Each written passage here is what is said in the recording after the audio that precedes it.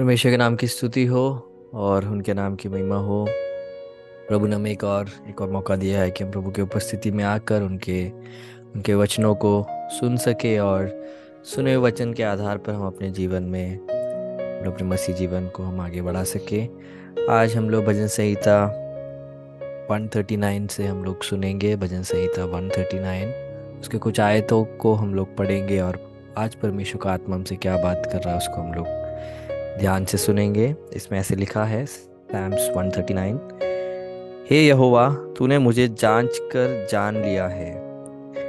तू मेरा उठना बैठना जानता है और मेरे विचारों को दूर से ही समझ लेता है। तीसरा आयत, मेरे चलने और लेटने की तू भली भांति छानबीन करता है और मेरी पूरी चाल चलन का भेद जानता है। परमेश्वर की स्तुति हो परमेश्वर के वचनों के लिए।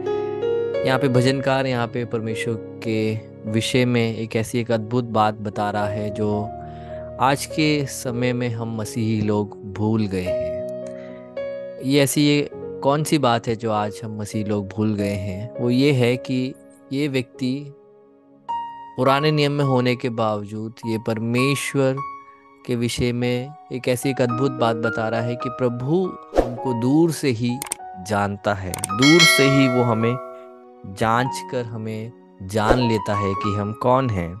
हे यहोवा, तूने मुझे जांच कर जान लिया है।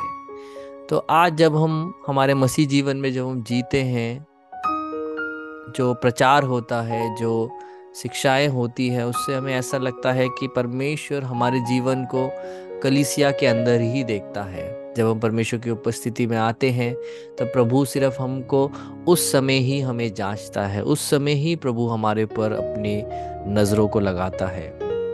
परंतु पुराने नियम में ही ये व्यक्ति को इसका बोध था कि परमेश्वर को हम जब उनके उपस्थिति में जब जानते हैं तब ही नहीं है जब परमेश्वर हमें जांचता है या हमारे बारे में विचार करता है या हमें परख के देखता है। परंतु भजनकार ऐसे कहता है कि तू मुझे जांच कर जान लिया है, तू मेरा उठना बैठना जानता है और मेरे विचारों को दूर से ही समझ लेता है। इससे पहले कि हम परमेश्वर की उपस्थिति में आए, परमेश्वर दूर से ही परमेश्वर हमारे विचारों को परख लेता है। वो विचार जो हमारे साथ में बैठा हुआ व्यक्ति शायद कभी भी नहीं जान सकता है, शायद हमारे परिवार का कोई भी व्यक्ति हमारे विचारों को वो परख नहीं कर सकता है, क्योंकि वो हमारे मन में चल रही बातें हैं। परंतु बाइबल का परमेश्वर वो इतना महान है कि हमारे विचारों को तक वो जांच लेता है। हमारे कर्मों को एक हद तक लोग देख सकते हैं। हम लोग गुप्त में जो बात करते हैं वो तो लोग भी नहीं देख सकते हैं, परंतु परमेश्वर इतना महान है, हमारे कर्मों को ही नहीं, हमारे दूसरों के साथ किए हुए काम को ही नहीं, हमारे गुप्त में किए हुए काम को ही नहीं, परंतु हमारे विचारों को भी परमेश्वर परख के जांच के देखता है। तू मेरा उठना बैठना जानता है। हमारा उठना बैठना कितने कम लोगों को पता है। हम लोगों के सामने हम दिखाना चाहते हैं उतना ही है जो हम लोगों को देखने देते हैं अपने विषय में, परंतु परमेश्वर हमारे विषय में हर एक बात जानता है। परमेश्वर को पता है हमारा स्वभाव क्या है। परमेश्वर को पता है कि किस बात में है जो हम मग्न होते हैं, किस बात में है जिसमें हमें गुस्सा आता है, किस बात में है हम जो अपने आप को हम अच्छा महसूस करते हैं। हमारे हर एक कार्यों को, हमारे हर एक भलाई के कार्यों के पीछे की असलियत सिर्फ प्रभु को पता है। हालेलुया। हमारे गीत गाने के पीछे की असलियत परमेश्वर को पता है। हमारे वचन प्रचार करने के असली मकसद को परमेश्वर जानता है। हमारे किसी को मदद करने के अच्छे विचार के पीछे के विचार परमेश्वर ही जानता है। इसलिए मेरे प्रियो, मैं परमेश्वर के वचन के आधार पर बताना चाहता हूँ, परमेश्वर से कुछ भी बात छुपी नहीं है। इसलिए भलाई की बात यह है आपके लिए और मेरे लिए कि हम अपने कामों में और अपने विचारों में हम सीधे रहे। हम विचार और कुछ कर हम अपने काम और कुछ हम करें, ऐसे ना होने पाए। परंतु क्योंकि हमें किससे छुपाना है, प्रभु तो हर चीज़ जानते हैं। तो अगर ये बात अगर सच है तो मेरे प्रियो, हमें परमेश्वर के सामने एक खराई का एक जीवन हमें बिताना है, क्योंकि इसमें लिखा है कि तू मेरा उठना बैठना जानता है और मेरे विचारों को दूर से ही समझ लेता है ना। हमारे वो विचार, आज हम जब परमेश्वर की उपस्थिति में हैं या कल अगर हम प्रार्थना में बैठ रहे हैं, हम किस मकसद से बैठ रहे हैं, हमारा सोच क्या है? क्या हम प्रभु के साथ इसलिए बैठ रहे हैं क्योंकि प्रभु एक महान, पवित्र और कृपालु और दया से भरा हुआ परमेश्वर है, या इसलिए हम परमेश्वर की उपस्थिति में आ रहे हैं क्योंकि हम परमेश्वर से कुछ काम निकलवा सकते हैं, हम अपने आप को हम न्याय करें, हमारे उन गलत विचारों से हम लोग मन फिराए और प्रभु के पास, प्रभु कौन है इस बात को जानते हुए हमें आना है। एक समय हर एक व्यक्ति के जीवन में आता है जब वो अपने पिता के पास अपनी किसी आवश्यकता से ही जाना पसंद करता है। एक समय आता है हर एक व्यक्ति के जीवन में, बट धीरे धीरे वो व्यक्ति अपने बड़े होने के उस प्रोसेस में वो इस बात को जान लेता है कि पिता सिर्फ काम निकलवाने के लिए ही हमें उपस्थिति में जाना नहीं है, परंतु पिता से हम जाके बात कर सकते हैं, पिता के साथ हम लोग ऐसे ही बैठ सकते हैं, है ना।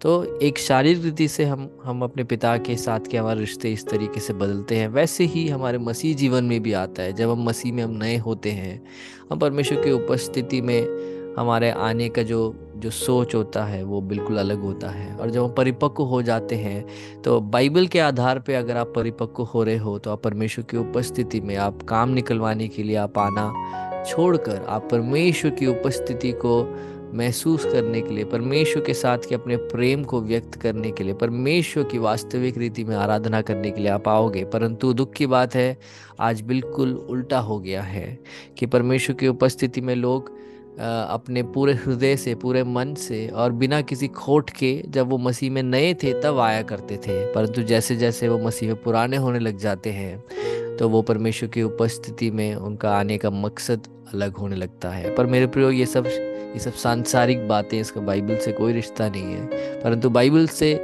हम ये देखते हैं जैसे हम परिपक्व होते हैं मसीह में, हम फिर परमेश्वर की उपस्थिति में हम परमेश्वर की आराधना करने, परमेश्वर से कुछ काम निकलवाने नहीं, परंतु हम साक्षात परमेश्वर को अनुभव करने के लिए, उनके प्रेम की गीत गाने के लिए और उनके करुणा जो उन्होंने हमारे प्रति किया है उसको याद करते हुए एक अच्छे एक हृदय से हम परमेश्वर की उपस्थिति में हमें आना चाहिए। तो यहाँ पे भजनकार बोल रहा है कि तो दूर से ही मेरे विचारों को समझ लेता है। आज अपने आप को परखिए कि आज जब हम परमेश्वर की उपस्थिति में हैं हमारे विचार क्या है, हम क्यों आए हैं आज यहाँ पे।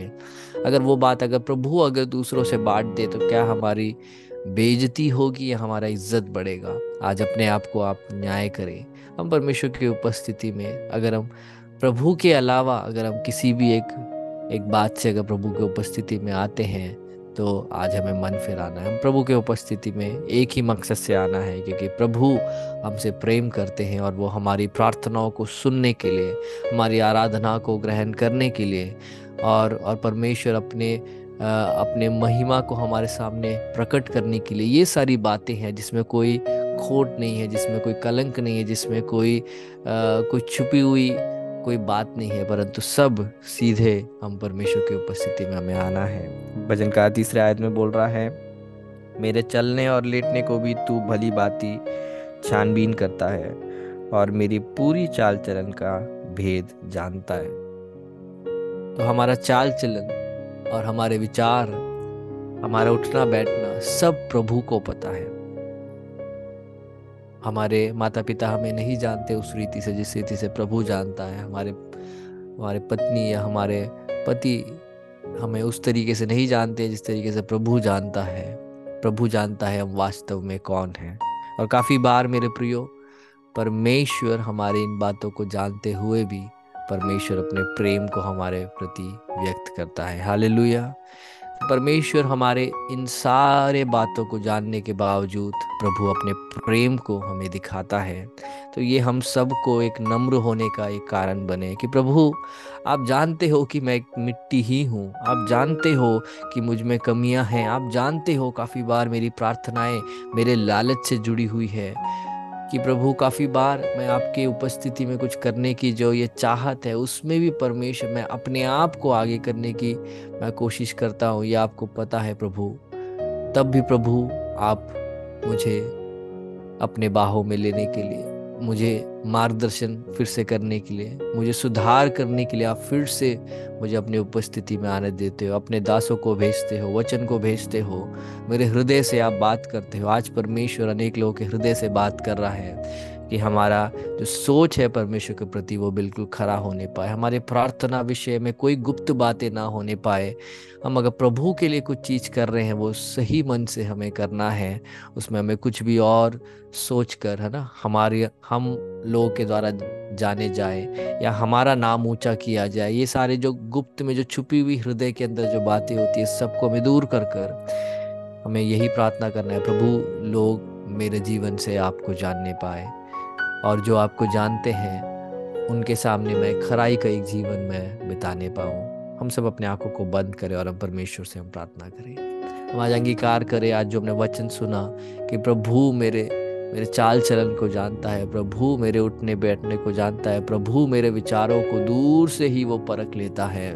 तो जब हम परमेश्वर की उपस्थिति में आते हैं, हम अपने हृदय को हम शुद्ध करते हुए, अपने विचारों को हम परमेश्वर के वचन के अधीन करते हुए, हमारे ये शारीरिक अभिलाषाओं को हम अपने ऊपर जीतने ना देते हुए, हम पवित्र आत्मा की इच्छाओं के अनुसार हम आगे बढ़ने के लिए परमेश्वर हम सबको मदद करें। हम प्रार्थना करें। पिता परमेश्वर, सुंदर अवसर के धन्यवाद करते हैं। आपने अपने वचन को आपने हमारे बीच में सामर्थ्य रीति से भेजा है, उसके धन्यवाद करते हैं। सुधार के वचन को, इस सच्चाई के वचन को आपने हमारे मध्य में भेजा, उसके धन्यवाद करते हैं। हमें मदद करें, हमारे हमारे हृदयों में से जो बातें आपको महिमा नहीं देते, उन सारे बातों को दूर करने के लिए, मन फिराने के लिए, आपके सामने एक अच्छे एक मन से, एक शुद्ध एक हृदय से आने के लिए आप हम सबको मदद करें। आपसे प्रार्थना करते हैं। सारा आदर आपको देते, सारी महिमा आपको देते हैं, और प्रार्थना विनती आपके पुत्र यीशु मसीह के नाम पे मांगते हैं पिता, आमीन।